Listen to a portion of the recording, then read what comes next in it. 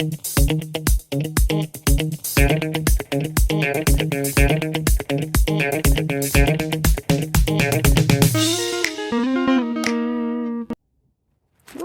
hi.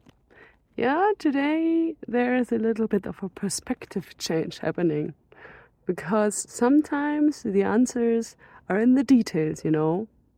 Will it be the case for the next question? Let's see.